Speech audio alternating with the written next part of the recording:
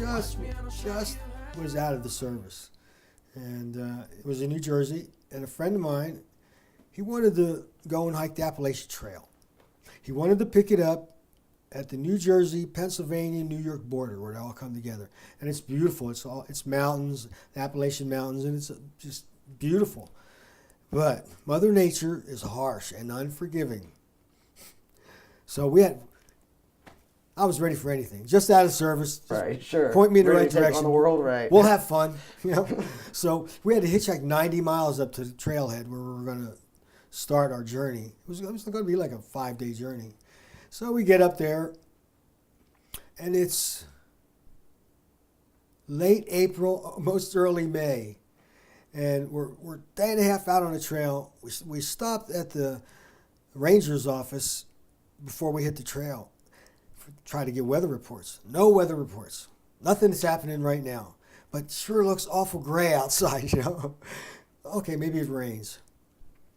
So we hiked the rest of the day, and then that night when we pitched our camp, we were down in a valley, right next to a good-sized stream. You could hear the stream. It was just really great. And we eat and we crap out. There's nothing else to do. It was nice. I guess it must have been about 3 a.m. I'm hearing this thing hit the tent. Boom, boom, boom. Up on, where it's only a 2-man army tent. So I lay there for a while, and it wasn't no rhythm. It just was kind of hitting everywhere, but it wasn't rain. Oh man, I thought, I hope it's not a bear. So I waited for a little while, and then I go to John, my friend. I woke him up. I said, "Be real quiet. Listen." We couldn't figure out what it was, but it didn't get any worse. So it was just consistent kind of. Yeah, I opened up the tent, looked outside, and there was almost a foot of snow outside of our tent already. And we're in a little valley. It was the middle of the night? Middle of the night. It's about 3 a.m. Man, we didn't know what we should do at first. But I told John, we're going to have to get out of here because we're in a valley here. It's not good to be stuck down in a valley when you've got this kind of snow happening. We had a foot. I don't know how long it snowed, but it wasn't really long. So we made a bunch of food up inside the tent, warm food, and ate it, and packed all our stuff up from the inside out, and then went over. We had to cross over the stream. It was a good-sized stream. But there was a couple of trees down, and we had our poles, but it was fast water. And man, we crossed that stream. Was it light by the time you guys crossed the stream? Still, it was still dark. Okay. Man, and we hiked up the side of the mountain where we knew there was a road, at least. We got up top there. You can only go right or left. So we went left down the quickest way down that we could see down the hill. We get down to the bottom, which was quite a ways, and it's a T road. And I asked my friend John, who had the map and the compass for them, and he said, "Wow, you know what? I don't have them. They're lost them in the shuffle somehow."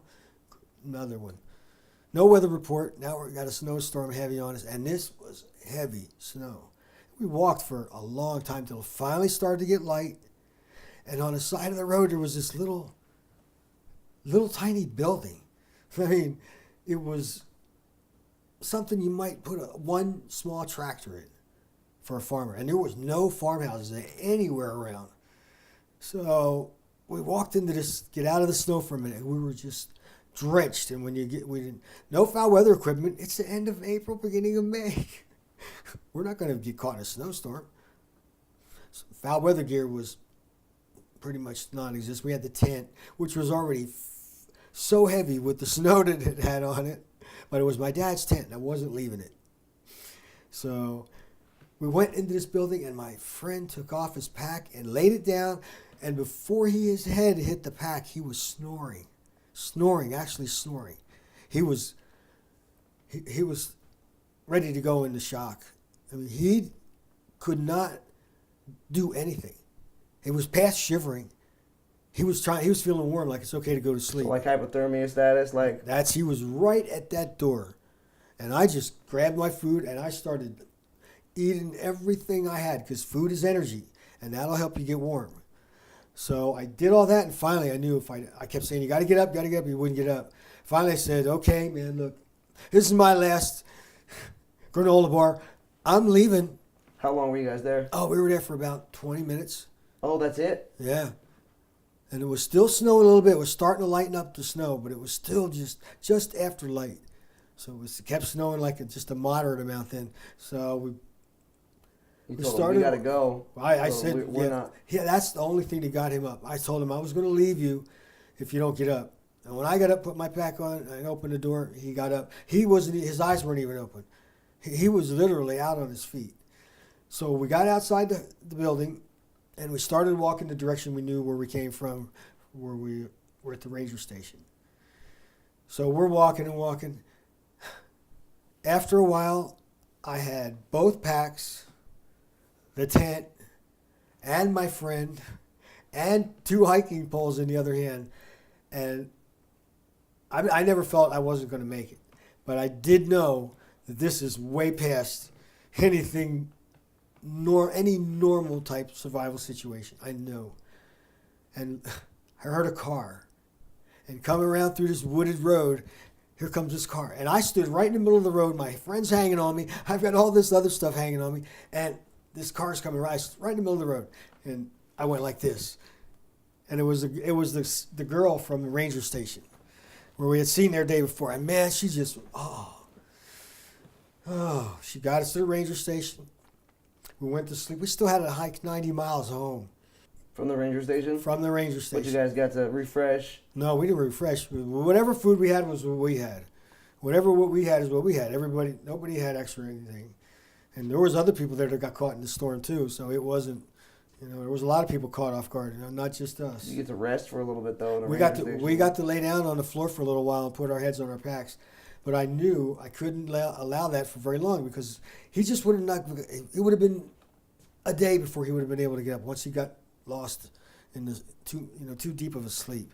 So somebody said they were heading south on Route 1 towards Trent, but not to Trent. In a car? In a car. So I asked them, begged them for a ride, and they gave us a ride, and we got close enough to get another ride hitchhiking, and it took us the rest of the day. My friend John went home. This all started like at 2 or 3 in the morning. So by 5 or 6 o'clock when we're finally getting home, that's a lot of traveling, a lot of shit that went down in that short amount of time. So we went. John went home. My friend John went home. I went back to my place, went to sleep, slept for like 14 hours.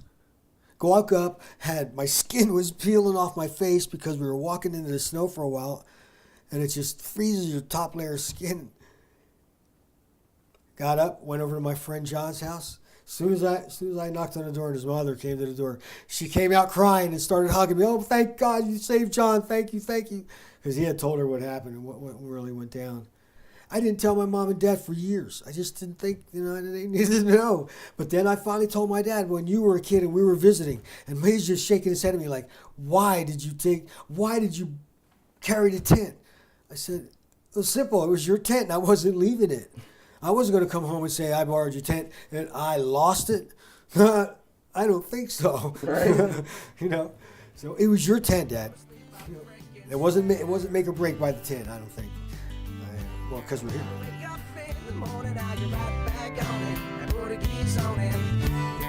That's me and my dad. Working out spot with you. Playing a little baseball too.